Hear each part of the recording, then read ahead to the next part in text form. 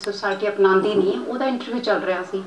ਉਹ ਕਹਿੰਦੀ ਸੀ ਮੇਰੇ ਕੋਲ ਕਰੀਬ 60 ਲੜਕੀਆਂ ਨੇ ਜਿਨ੍ਹਾਂ ਕੋ ਬੱਚੇ ਵੀ ਨੇ ਪਰ ਉਹਨਾਂ ਨੂੰ ਕੋਈ ਅਪਣਾਉਂਦਾ ਨਹੀਂ। ਤਾਂ ਲੜਕੀਆਂ ਕਹਿ ਰਹੀਆਂ ਸੀ ਸਾਡਾ ਦੋਸ਼ ਕੀ ਹੈ, ਸਮਾਜ ਨੇ ਵੀ ਸਾਨੂੰ ਛੱਡ ਦਿੱਤਾ ਨਾ। ਤੇ ਉਹ ਮੇਰੇ ਦਿਮਾਗ 'ਚ ਆਈਡੀਆ ਜਿਹਨਾਂ ਨੇ ਦਰਦ ਨੂੰ ਮਹਿਸੂਸ ਕੀਤਾ ਇੰਟਰਵਿਊ ਦੇਖਿਆ ਤੇ ਮੈਨੂੰ ਲੱਗਿਆ ਕਿ ਕੁਝ ਮੁझे ਉਹਨਾਂ ਉੱਤੇ ਲਿਖਣਾ ਚਾਹੀਦਾ। ਤੇ ਫਿਰ ਮੈਂ ਲਿਖਿਆ ਸੀ ਉਹਦੇ ਉੱਪਰ ਹੀ ਕਿ ਉਹ ਦਰਦ ਨੂੰ ਫੀਲ ਕਰਕੇ ਮਿਟਾਈ ਉਸਨੇ ਆਪਣੀ ਭੁੱਖ ਹਵਸ ਦੀ। बहुत अच्छा। मिटाई उसने अपनी भुख हवस दी पर फिर क्यों दर बंद हो गए सारे मेरे लिए।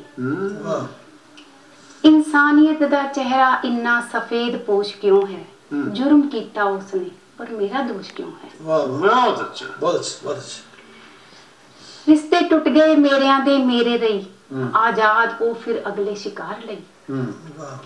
फिर मेरे ਲਈ मन विच रंजिश क्यों है, जुर्म कीता उसने पर मेरा दोष क्यों। बहुत अच्छा, बहुत अच्छा। कि उसदे घर औरत नाम दा कोई रिश्ता नहीं, हाँ वापर सकदा है उस नाल भी हैवानियत कोई।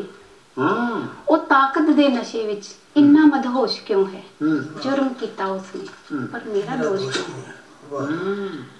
चीखा मारदा मेरा शरीर, चिथड़े चिथड़े होया मेरा जमीर। ओ मर्द है इसलिए निर्दोष क्यों है, जुर्म कीता उसने पर मेरा दोष क्यों है। बहुत अच्छा। किथे जावां किसनू करां पुकार, किथे जावां किसनू करां पुकार। सुन के मेरी दास्तां ना मारी किसे हुंकार। सतनाम अज कानून भी बेहोश क्यों है, जुर्म कीता उसने पर मेरा दोष क्यों है, पर मेरा दोष क्यों है। बहुत